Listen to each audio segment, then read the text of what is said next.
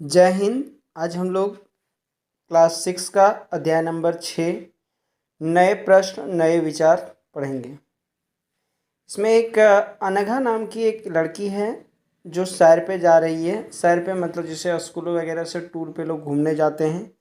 अनघा आज पहली बार अपने विद्यालय की ओर से सैर पर जा रही थी। इसके लिए उसने देर रात पुणे, जो कि महाराष्ट्र राज्य का एक शहर है, से वाराणसी, जो उत्तर प्रदेश राज्य का एक शहर है, की ट्रेन पकड़ी। स्टेशन पर अनघा को छोड़ने आई उसकी मां ने अध्यापिका से कहा, बच्चों को बुद्ध के बारे में बताने के साथ साथ उन्हें सारनाथ दिखाने भी ले जाइएगा। बुद्ध की कहानी। बौद्ध धर्म के संस्थापक सिद्धार्थ थे, जिन्होंने गौतम के नाम से भी जाना जाता है। उनका लगभग जन्म आज से 2500 वर्ष पूर्व हुआ था। यह वह समय था जब लोगों के जीवन में तेजी से परिवर्तन हो रहे थे। जैसा कि अध्याय 5 में हमने आप लोगों को बताया था कि महाजनपदों के कुछ राजा इस समय बहुत शक्तिशाली हो गए थे। हजारों सालों के बाद फिर से नगर उभर रहे थे। गांवों के जीवन में भी बदलाव आ रहा था। इसके बारे में हम लोग अध्याय 9 में और विस्तार से देखेंगे। बहुत से विचारक इन परिवर्तनों को समझने का प्रयास कर रहे थे। वे जीवन के सच्चे अर्थ को भी जानना चाह रहे थे। मतलब कि गणराज जैसे महाजनपद काफ़ी शक्तिशाली हो रहे थे, तो उस समय लोगों के दिमाग में धर्म के प्रति लोग जानने की कोशिश कर रहे थे कि हम कौन हैं, क्या हैं, अपने बारे में अध्यात्म ज्ञान की बात करें तो। और इसी समय जो बौद्ध धर्म के संस्थापक थे बुद्ध, उन्होंने, जिनका बचपन का नाम गौतम बुद्ध था, उन्हीं के बारे में इसमें बात किया जा रहा है। देखिए, बुद्ध के बारे में, बचपना के बारे में बताया जा रहा था। बुद्ध क्षत्रिय थे, यानी कि राजा धर्म से थे, तथा शाक्य नामक एक छोटे से गण से संबंधित थे। हमने गणराज्य के बारे में भी आपको पिछले लेसन में बताया था। युवा अवस्था में ही इन्होंने ज्ञान की खोज में उन्होंने घर के सुखों को छोड़ दिया। राजा होने के बावजूद भी ये अपने घर के सारे चीज़ों को छोड़ के, सुख छोड़ के जंगल चले गए, भटकने लगे एक स्थान से दूसरे स्थान पर। जंगल तो ये बाद में गए थे। अनेक वर्षों तक वे भ्रमण करते रहे तथा अन्य विचारकों से मिलकर चर्चा करते रहे। विचारक का मतलब जो ज्ञान, सच्चाई क्या है, अध्यात्म क्या होता है, इन सारी चीज़ों को जानने की कोशिश करने लगे। अंततः ज्ञान प्राप्ति के लिए उन्होंने स्वयं ही रास्ता ढूंढने का निश्चय किया। इसके लिए उन्होंने बौद्ध गया, जो कि बिहार में एक जगह है, में एक पीपल के नीचे कई दिनों तक तपस्या की। अंततः उन्हें ज्ञान प्राप्त हुआ। इसके बाद से वे बुद्ध के रूप में जाने गए। पहले ये गौतम थे, लेकिन जब इन्होंने ज्ञान प्राप्त कर ली तो ये बुद्ध के रूप में लोगों के सामने आ गए। यहाँ से वे वाराणसी के निकट स्थित सारनाथ गए हैं। बिहार में ही एक जगह है वाराणसी।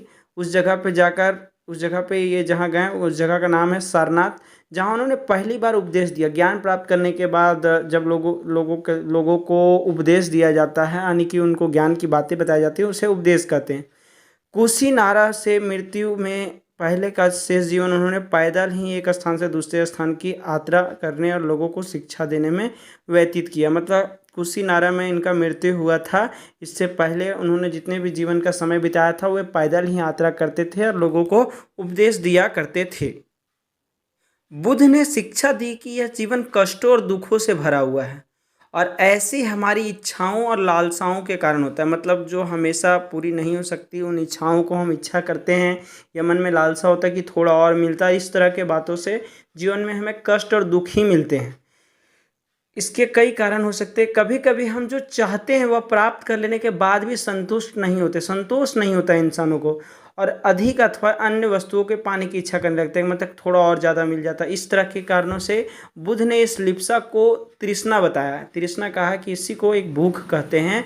बुद्ध ने शिक्षा दी कि आत्मसंयम अपनाकर हम ऐसी लालसा से मुक्ति पा सकते हैं। मतलब अपने ऊपर कंट्रोल बनाकर अपने आत्मा के कि ठीक है, चलो जो मिला वही बहुत है, तो इस तरह से हम इससे बच सकते हैं, तो हमें दुख कम होगा। आगे देखिए, उन्होंने बताया, उन्होंने लोगों को दयालु होने तथा मनुष्यों के साथ साथ जानवरों के जीवन का भी आदर करने की शिक्षा दी। वे मानते थे कि हमारे कर्मों के परिणाम, चाहे वे अच्छा हो या बुरा, हमारे वर्तमान जीवन के साथ साथ बाद के जीवन को भी प्रभावित करते हैं। यानी कि इनके मान्यता के अनुसार मौत के बाद भी अगला जन्म होता है, ऐसा मान सकते हैं। ऐसा इनका मानना था। और इन्होंने कहा था कि जो हम लोग आज कर्म कर रहे हैं, जो काम कर रहे हैं, उसका फल हमें इस जन्म में और आगे भी समय में मिलता है। बुद्ध ने अपनी शिक्षा सामान्य लोगों की प्राकृत भाषा में दी थी। प्राकृत भाषा एक प्रकार से हिंदी की तरह ही होता है, जो घरेलू भाषा हमारा है उसी को प्राकृत भाषा कहते हैं। इसमें सामान्य लोग भी उनके संदेशों को समझ सके। आगे है, बुद्ध ने कहा कि लोग किसी शिक्षा को केवल इसलिए नहीं स्वीकार करें कि यह उनका उपदेश है, यह उनका ज्ञान है, बल्कि वे अपने विवेक से मापे। विवेक से मतलब अपने अंतर के ज्ञान से मापे कि क्या ये सही बोल रहे हैं या गलत कह रहे हैं, उन्होंने ऐसा किस प्रकार किया। अब देखिए यहाँ एक आपको चित्र दिख रहा होगा, ये सारनाथ स्तूप है। जब बुद्ध शिक्षा प्राप्त किए थे तो शिक्षा प्राप्त करने के बाद इन्होंने सबसे पहले यहीं पर जाके अपना उपदेश दिया था। देखिए यहाँ लिखा हुआ, इस इमारत को स्तूप के नाम से जाना जाता है। यहीं पर बुद्ध ने अपना सर्वप्रथम उपदेश दिया था। इसी घटना के स्मृति में यहाँ स्तूप का निर्माण किया गया। अध्याय 11 में इसके बारे में और विस्तार से हम लोग जानेंगे। अब यहाँ पे एक छोटा सा कहानी दिया हुआ है जो किस्सा गौतमी की कहानी है। यह बुद्ध के विषय में एक प्रसिद्ध कहानी है। एक समय की बात है कि किस्सा गौतमी नामक एक स्त्री का पुत्र मर गया। इस बात से वह इतनी दुखी हुई कि वह अपने बच्चे को गोद में लिए नगर की सड़कों पर घूम घूम कर लोगों से प्रार्थना करने लगी कि कोई उसके पुत्र को जीवित कर दे। एक भला व्यक्ति उसे बुद्ध के पास ले गया। बुद्ध ने कहा, मुझे एक मुट्ठी सरसों के बीज ला कर दो, मैं तुम्हारे पुत्र को जीवित कर दूंगा। किस्सा गौतमी बहुत प्रसन्न हुई, पर जैसे ही वह बीज लाने के लिए जाने लगी तभी बुद्ध ने उसे रोका और कहा, ये बीज एक ऐसे घर से मांग कर लाओ जहाँ किसी की भी मृत्यु ना हुई हो। किस्सा गौतमी एक दरवाजे से दूसरे दरवाजे गई, लेकिन वहाँ जहाँ भी गई उसने पाया कि हर घर में किसी न किसी के पिता, माता, बहन, भाई, पति, पत्नी, बच्चे, चाचा, चाची, दादा या दादी की मृत्यु हुई थी। इससे पूछ रहा एक सवाल पूछता है, बुद्ध दुखी माँ को क्या शिक्षा देने का प्रयास कर रहे थे। आप स्पष्ट बता सकते हैं कि इसमें बुद्ध जो चाहते थे कि कोई ऐसा घर नहीं है, ये एक हकीकत है, मौत एक हकीकत है जो एक ना एक दिन सभी को आती है। तो इसमें विलाप करने से बढ़िया है कि उस सच्चाई को आप स्वीकार करें। आगे देखते हैं उपनिषद। उपनिषद क्या होता है। जिस समय बुद्ध उपदेश दे रहे थे उसी समय या उससे भी थोड़ा पहले दूसरे अन्य चिंतक भी कठिन प्रश्नों का उत्तर ढूंढने का प्रयास कर रहे थे। मतलब जिस तरह बुद्ध के दिमाग में कुछ बातें आ रही थी कि हम कौन हैं, क्या है ज्ञान प्राप्ति की, उस तरह कुछ अन्य लोग भी थे जो उनसे पहले या ये जानने की कोशिश कर रहे थे। क्योंकि उस समय महाजनपद काफ़ी शक्तिशाली हो रहे थे। केवल पुरोहित ही वैद्यों को पढ़ते थे, बाकी लोगों को पढ़ने नहीं देते थे। तो अपने अध्यात्म के बारे में जानने का मन करता था, इसलिए उन्होंने अन्य चिंतक भी कठिन प्रश्नों का उत्तर ढूंढने का प्रयास कर रहे थे। उनमें से कुछ मृत्यु के बाद के जीवन के बारे में जानना चाहते थे, जबकि अन्य यज्ञों की उपयोगिता के बारे में जानने को उत्सुक थे। मतलब दो तरह के सवाल यहाँ आ रहे थे कि कुछ इसमें मृत्यु के बाद क्या जीवन मिलता है, इस तरह की बातें, या फिर यज्ञ में जो उपयोगिता होती थी, यज्ञ जो महाजनपद या जनपद में राजा महाराजा करते थे, क्या उस तरह की उससे क्या फायदे होते थे, इन सभी चीज़ों को जानने के लिए उत्सुक थे। इनमें से अधिकांश चिंतकों का यह मानना था कि विश्व में कुछ तो ऐसा है जो कि अस्थायी है, मतलब जो हमेशा है, हमारे रहने ना रहने के बावजूद भी, और जो मृत्यु के बाद भी बचा रहता है। इन्होंने इसका वर्णन आत्मा तथा ब्रह्मा अथवा सार्वभौम आत्मा के रूप में किया है। वे मानते थे कि अंततः आत्मा तथा ब्रह्मा एक ही हैं। इस प्रकार जो अन्य चिंतक थे वो भी इस बात को मानते थे कि आत्मा और ब्रह्मा ऐसे हैं जो मौत के बाद और हमारे जन्म के पहले भी रहते हैं। ये हमारा शरीर कुछ समय के लिए आता है और एक समय के बाद ये चला जाता है। ऐसे कई विचारकों का संकलन उपनिषदों में हुआ है। उपनिषद उत्तर वैदिक ग्रंथ का हिस्सा था। देखिए उपनिषद के बारे में चर्चा किया हमने, इससे पीछे आप लोगों को बताया था कि ऋग्वेद जब आया उसके बाद बहुत सारे वेदों का हुआ, जैसे सामवेद, यजुर्वेद, अथर्ववेद और कई किताबों का ग्रंथों का रचना किया गया। इन रचना को उत्तर वैदिक ग्रंथ कहा गया और इसी में एक था उपनिषद। उपनिषद का शाब्दिक अर्थ है गुरु के समीप बैठना, मतलब जो गुरु होते थे, जो सर होते थे, उनके समीप बैठना। इन ग्रंथों में अध्यापकों और विद्यार्थियों के बीच बातचीत का संकलन किया गया। मतलब अध्यापक और बच्चे एक साथ बैठ के विद्यार्थी जो होते थे वो बातचीत करते थे और ये विचार सामान्य वार्तालाप के रूप में प्रस्तुत किए गए थे। इन बातचीत में देखिए यहाँ पे एक टॉपिक आता है, भारतीय दर्शन की 6 पद्धतियाँ। षड दर्शन। सदियों से भारत द्वारा सत्य की बौद्धिक खोज का प्रतिनिधित्व दर्शन की 6 शाखाओं ने किया। ये वैश्विक जो हैं वो पहला है न्याय, दूसरा सांख्य, तीसरा योग, चौथा पूर्व मीमांसा और वेदांत या उत्तर मीमांसा के नाम से जाने जाते हैं। दर्शन की इन 6 पद्धतियों की स्थापना क्रमशः ऋषि कनद, ऋषि गौतम, ऋषि कपिल, ऋषि पतंजलि, ऋषि जैमिनी और ऋषि व्यास द्वारा की गई मानी जाती है, जो आज भी देश में बौद्धिक चर्चा का दिशा देते हैं।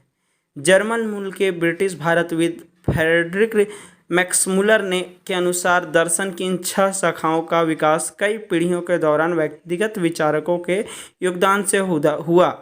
अद्यपि ये एक दूसरे से भिन्न दिखते हैं, तथापि सत्य की इनकी समझ में आधारभूत तालमेल दिखता है। अब आगे देखते हैं। यह उपनिषद का ही एक वार्तालाप है, जिसमें जो बातचीत करते थे। यह वार्तालाप छांदोग्य उपनिषद नामक प्रसिद्ध उपनिषद की एक कहानी पर आधारित है। इसमें सौनक व अभिप्रतारिण नामक 2 ऋषि सार्वभौम आत्मा की उपासना करते थे। सार्वभौम आत्मा के बारे में अभी हमने पीछे बताया था। ये आत्मा जो इंसानों के चले जाने के बाद या इंसानों के जन्म के पहले भी यहाँ पे मौजूद होते हैं, जो अस्थाई होते हैं।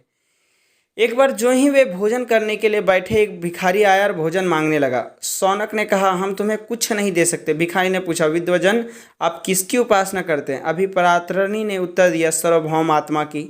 ओह, इसका मतलब यह आप जानते हैं कि यह सार्वभौम आत्मा संपूर्ण विश्व में विद्यमान है? ऋषियों ने कहा, हाँ हाँ, हम यह जानते हैं।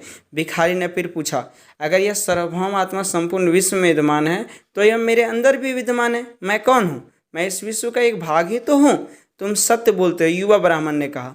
इसलिए हे ऋषियों, मुझे भोजन ना देकर आप उस सार्वभौम आत्मा को भोजन देने से मना कर रहे हो। भिखारी की बात की सच्चाई जानकर ऋषियों ने उसे भोजन दे दिया। भिखारी ने, इसमें एक सवाल उठता है कि भिखारी ने भोजन पाने के लिए ऋषियों को किस तरह मनाया? तो देखिए, ये भिखारी जो था बड़ा बुद्धिमान टाइप का था। बुद्धिमानी की वजह से ही इसने ऋषियों से अपना भोजन प्राप्त किया, क्योंकि उन्होंने ऐसे तर्क दिए कि ऋषि उस बात को मान गए। अब आगे देखिए, इन चर्चाओं में भाग लेने वाले अधिकांशतः पुरुष ब्राह्मण तथा राजा होते थे, कभी कभी गार्गी जैसी स्त्री विचारक। गार्गी एक महिला थी जो काफ़ी पढ़ी लिखी थी और इन्होंने भी ग्रंथों आदि को जाना था। और इनका उल्लेख भी मिलता है। विद्वता के लिए प्रसिद्ध गार्गी राज दरबारों में होने वाले वाद विवाद में भाग लिया करती थी। निर्धन व्यक्ति इस तरह के वाद विवाद में बहुत कम ही हिस्सा लेते थे। मतलब जो गरीब होते थे वो वाद विवाद नहीं करते थे वेदों के बारे में या किसी अन्य ग्रंथ के बारे में। इस तरह का एक प्रसिद्ध अपवाद सत्यकामा जबाल का है। सत्यकामा जबाल का नाम उसकी दासी माँ के नाम पर पड़ा। सत्यकामा के मन में सत्य जानने की तीव्र जिज्ञासा उत्पन्न हुई। गौतम नामक एक ब्राह्मण ने उन्हें अपने विद्यार्थी के रूप में स्वीकार किया तथा वह अपने समय के सर्वाधिक प्रसिद्ध विचारकों में से एक बन गए। उपनिषदों के कई विचारों के विकास के बाद प्रसिद्ध विचारक शंकराचार्य के द्वारा किया गया, जिनके बारे में आप कक्षा 7 में पढ़ेंगे। अब आगे आता है व्याकरणविद पाणिनि। पाणिनि इस युग में कुछ अन्य विद्वान भी खोज कर रहे थे। उन्हीं प्रसिद्ध विद्वानों में एक पाणिनि ने संस्कृत भाषा के व्याकरण की रचना की थी। मतलब किसी भी भाषा की व्याकरण होती है, इन्होंने संस्कृत भाषा के व्याकरण की रचना की थी, जिनका नाम पाणिनि था। उन्होंने स्वरों तथा व्यंजनों को एक विशेष क्रम में रखकर उनके आधार पर सूत्रों को रचना की। ये सूत्र बीजगणित के सूत्रों से काफ़ी मिलते जुलते हैं। इनका प्रयोग कर उन्होंने संस्कृत भाषा के प्रयोगों के नियम लघु सूत्रों लगभग 3000 के रूप में लिखे। मतलब इन्होंने बीजगणित के करीब संस्कृत भाषा के व्याकरण में ही इन्होंने 3000 लगभग छोटे छोटे सूत्र दिए, जिसका प्रयोग किया जाता है। अब बौद्ध धर्म के बारे में हम लोगों ने जाना। इसके बाद है जैन धर्म, जिनके संस्थापक थे महावीर। आइए इनके बारे में जानते हैं। इसी युग में अर्थात लगभग 2500 वर्ष पूर्व जैन धर्म के 24वें तथा अंतिम तीर्थंकर वर्धमान महावीर ने भी अपने विचारों का प्रसार किया। मतलब जिस समय बौद्ध धर्म शुरू हुआ था उसी के आसपास जैन धर्म भी आया था। वह वजी संघ के लिच्छवी कुल के एक क्षत्रिय राजकुमार थे। जैसे गौतम बुद्ध भी राजघराने से थे, उसी प्रकार महावीर भी राजघराने से थे। ये लिच्छवी कुल के वजी संघ के थे। संघ में हमने आप लोगों को बताया था अध्याय 5 में। देखिए आगे है, इसमें पढ़िए। इस संघ के विषय में आपने अध्याय 5 में पढ़ा है कि 30 वर्ष की आयु में इन्होंने घर छोड़ दिया था। मतलब गौतम बुद्ध भी अपने घर को छोड़ के पारिवारिक सुख छोड़ दिए थे और इन्होंने भी 30 साल की उम्र में घर छोड़ दिया और जंगल में रहने लगे। 12 वर्ष तक उन्होंने कठिन व एकाकी जीवन व्यतीत किया। इसके बाद उन्हें ज्ञान प्राप्त हुआ। 12 सालों तक ये अपने ज्ञान के तलाश में भटकते रहे। उनकी शिक्षा सरल थी। सत्य जानने की इच्छा रखने वाले प्रत्येक स्त्री की व पुरुष को अपना घर छोड़ देना चाहिए। उन्हें हिंसा के नियमों का कड़ाई से पालन करना चाहिए, अर्थात किसी भी जीव को ना तो कष्ट देना चाहिए और ना ही उसकी हत्या करनी चाहिए। महावीर का कहना था कि सभी जीव जीना चाहते हैं, सभी के लिए जीवन प्रिय है। महावीर ने अपनी शिक्षा प्राकृत में दी, जिस प्रकार गौतम बुद्ध ने अपनी शिक्षा प्राकृत भाषा में दी थी, ठीक महावीर भी इस समय प्राकृत में, क्योंकि प्राकृत भाषा एक प्रकार से आम बोलचाल की भाषा थी। यही कारण है कि साधारण जन भी उनके तथा उनके अनुयायियों की शिक्षा को समझ सके। देश के अलग अलग हिस्सों में प्राकृतिक के अलग अलग रूप प्रचलित थे, मतलब ये अलग अलग जगह पे थोड़ा सा भाषा में बदलाव आ जाता था। हालांकि सभी जगह प्राकृत ही बोला जाता था, लेकिन ये बोल में थोड़ा सा बोली का परिवर्तन आ जाता था। प्रचलन क्षेत्र के आधार पर ही उनके अलग अलग नाम थे। जैसे मगध में जो बोली जाने वाली प्राकृत मगधी कहलाती थी। जैन नाम से जाने गए महावीर के अनुयायियों को भोजन के लिए भिक्षा मांगकर सदा जीवन बिताना होता था। उन्हें पूरी तरह से ईमानदार होना पड़ता था तथा चोरी ना करने की उन्हें सख्त हिदायत थी। मतलब कोई भी जब जैन धर्म में शामिल होता था तो उसे पूरी तरीके से ईमानदार रहना पड़ता था और चोरी वगैरह छोड़ देना पड़ता था, चोरी नहीं करना था। उन्हें ब्रह्मचर्य का पालन करना होता था। ब्रह्मचर्य का मतलब होता है स्त्री के संपर्क में ना आना, शादी विवाह ना करना, पुरुषों को वस्त्रों सहित सब कुछ त्याग देना पड़ता था। मतलब इस प्रकार कह सकते हैं बहुत ही कठिन तरीके से पालन था इस नियम का। अधिकांश व्यक्तियों के लिए ऐसे कड़े नियम का पालन करना बहुत कठिन था, क्योंकि ये नियम बहुत ही हार्ड था। इसलिए फिर भी हजारों व्यक्तियों ने इस नई जीवन शैली को जानने और सीखने के लिए अपने घरों को छोड़ दिया। कई अपने घरों पर ही रहे और भिक्षु भिक्षुनी बने लोगों को भोजन प्रदान कर उनकी सहायता करते रहे। भिक्षु भिक्षुनी मतलब आज के समय में जैसे कोई भिक्षा मांगते हैं तो पुरुषों को भिक्षु और स्त्रियों को भिक्षुनी कहा गया था। ये उन लोगों की, जो कुछ लोग घर पे रहते थे, ये उन लोगों की मदद करते थे, भोजन करवाते थे। मुख्यतः व्यापारियों ने जैन धर्म का समर्थन किया। जो व्यापारी थे उस समय के, उन लोगों ने जैन धर्म, क्योंकि पुरोहितों के द्वारा ही वेद को पढ़ा जाता था, वे अन्य जातियों को पढ़ने नहीं देते थे वर्ण व्यवस्था में, तो इसी वजह से एक अलग तरीके से लोगों को ज्ञान जानने की आवश्यकता महसूस हुई। तब लोग बौद्ध धर्म और जैन धर्म में जाने लगे। तो व्यापारियों ने जैन धर्म का ज़्यादा समर्थन किया। किसानों के लिए इन नियमों का पालन करना अत्यंत कठिन था, क्योंकि किसान फसल की रक्षा के लिए कीड़े मकोड़ों को मारते थे। बाद की सदियों में जैन धर्म उत्तर भारत के कई हिस्सों के साथ साथ गुजरात, तमिलनाडु और कर्नाटक में भी फैल गया। महावीर तथा उनके अनुयायियों की शिक्षाएं कई शताब्दियों तक मौखिक रूप में रही। मतलब जो महावीर जो शिक्षा देते थे वो अपने ज्ञान का शिक्षा मौखिक रूप में ही देते थे, लिखित नहीं था। अर्थात ये बाद में जाके वर्तमान रूप में उपलब्ध जैन धर्म की शिक्षाएं लगभग 1500 वर्ष पूर्व गुजरात में वल्लभी नामक स्थान पर लिखी गई थी। गुजरात के एक स्थान है वल्लभी, उस जगह पे 1500 साल पहले लगभग महावीर द्वारा दिए गए सारे शिक्षाओं को लिखित भाषा मिला। आगे एक टॉपिक आता है संघ। महावीर तथा बुद्ध दोनों का ही मानना था कि घर का त्याग करने पर ही सच्चे ज्ञान की प्राप्ति हो सकती है। ऐसे लोगों के लिए उन्होंने संघ नामक संगठन बनाया, जहां घर का त्याग करने वाले लोग एक साथ रह सके। संघ में रहने वाले बौद्ध भिक्षुओं के लिए बनाए गए नियम विनय पट्टिका नामक ग्रंथ में मिलते हैं। विनय पट्टिका से हमें पता चलता है कि संघ में पुरुषों और स्त्रियों के रहने की अलग अलग व्यवस्था थी। सभी व्यक्ति संघ में प्रवेश ले सकते थे। हालांकि संघ में प्रवेश के लिए बच्चों को अपने माता पिता से, दासों को अपने स्वामी से, राजा के यहाँ काम करने वाले लोगों को राजा से तथा कर्जदारों को अपने देनदारों से अनुमति लेनी होती थी। मतलब किसी को भी संघ में रहने के लिए, जो बौद्ध धर्म के लोगों को जो अपना रहे थे वे संघ में रहते थे, उन लोगों के लिए अगर रहना हो तो, अगर कोई बच्चा रहना चाहता हो तो अपने माता पिता से, कोई गुलाम रहना चाहता था, दास मतलब जो दूसरे के गुलाम में रहता था, उन सारे लोगों को रहना था तो अपने मालिक से, स्वामी से। राजा के यहाँ काम करने वाले लोग रहना चाहते थे तो राजा से। साथ ही कर्जदार को अपने देनदार, कर्जदार मतलब जो किसी से कुछ कर्जे में के रूप में लेता था, उसको अपने देनदार से, उससे अनुमति लेनी होती थी। एक स्त्री को भी इसके लिए अपने पति से अनुमति लेनी होती थी। अगर कोई स्त्री वहाँ जाना चाहती थी, संघ में रहना चाहती थी, तो इसके लिए उन्हें अनुमति लेना पड़ता था। संघ में प्रवेश लेने वाले स्त्री पुरुष बहुत सादा जीवन जीते थे। वे अपना अधिकांश समय ध्यान करने में बिताते थे और दिन के एक निश्चित समय में वे शहरों तथा गांवों में जाकर भिक्षा मांगते थे, क्योंकि खाना तो जरूरी होता था। यही कारण है कि उन्हें भिक्षु तथा भिक्षुनी, साधु भिखारी के लिए प्राकृत शब्द कहा गया है। वे आम लोगों को शिक्षा देते थे और साथ ही एक दूसरे की सहायता भी करते थे। किसी तरह की आपसी लड़ाई का निपटारा करने के लिए वे प्रायः बैठकें भी करते थे। मतलब इतने सारे लोग जब संघ में एक साथ रहते थे, बौद्ध धर्म के सारे संगठक में एक साथ रहते थे, तो आपस में बातचीत, वाद विवाद, झगड़े हुआ करते थे। तो इसके लिए बैठक का भी वहाँ पे आयोजन किया जाता था। संघ में प्रवेश लेने वाले ब्राह्मण, क्षत्रिय, व्यापारी, मजदूर, नाई, गणिकाएं तथा दास शामिल थे। इनमें से कई लोगों ने बुद्ध के शिक्षाओं के विषय में लिखा था, कुछ लोगों ने संघ में अपने जीवन के विषय में सुंदर कविताओं की रचना की। इसमें बता रहा है कि जैसे पुरोहित वगैरह वेदों की ज्ञान लोगों को नहीं लेने देते थे, अन्य वर्णों के, अन्य जातियों के लोगों को, लेकिन बौद्ध धर्म में ऐसा नहीं था। किसी धर्म, किसी जाति, किसी वर्ण के रहने वाले लोग आसानी से उसमें लोग रहते थे। धर्म तो उस समय था नहीं, धर्म तो आज के समय में बना है। उस समय सभी को, किसी भी वर्ण या जाति के लोग रहते थे तो उन्हें वहाँ पे सबको शामिल किया जाता था। किसी के लिए भेदभाव नहीं था कि नहीं तुम नहीं कर सकते हो। आगे बताया है कि वहाँ पे जो लोग रहते थे वो बुद्ध के बारे में, उनकी बारे में लिखते हैं, साथ ही जो बुद्ध शिक्षा देते थे वे लिखते थे और अपने जीवन के सुंदर कविताओं का भी रचना करते थे। अब आगे है विहार।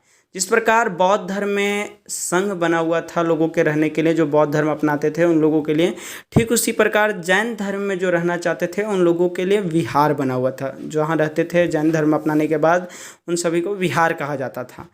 जैन तथा बौद्ध भिक्षु पूरे साल एक स्थान से दूसरे स्थान घूमते हुए उपदेश दिया करते थे। केवल वर्षा ऋतु में जब यात्रा करना कठिन हो जाता था तो वे एक स्थान पर ही निवास करते थे। ऐसे समय वे अपने अनुयायियों द्वारा, अनुयायी मतलब जो जैन धर्म को मानते थे लेकिन किसी कारणवश वो उनके साथ नहीं रहते थे, तो उद्यानों में बनाए गए अस्थायी निवासों में अथवा पहाड़ी क्षेत्रों के प्राकृतिक गुफाओं में रहते थे।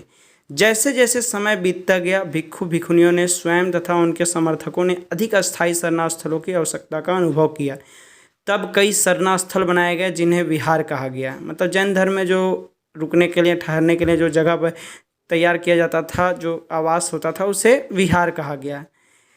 आरंभिक विहार लकड़ी के बनाए गए तथा बाद में इनके निर्माण में ईंटों का प्रयोग होने लगा। शुरुआती समय में जो विहार बनते थे वो लकड़ियों से बनाए गए घर होते थे, बाद में ये ईंटों से बनने लगे। पश्चिमी भारत में विशेषकर कुछ विहार पहाड़ियों को खोदकर बनाए गए थे। मतलब जो विहार थे वो पहाड़ियों को खोद खोद कर बनाए गए थे। यहाँ एक चित्र दिखाया गया है जो पहाड़ियों को काट कर बनाई गई एक गुफा है। यह वर्तमान महाराष्ट्र में स्थित एक गुफा है।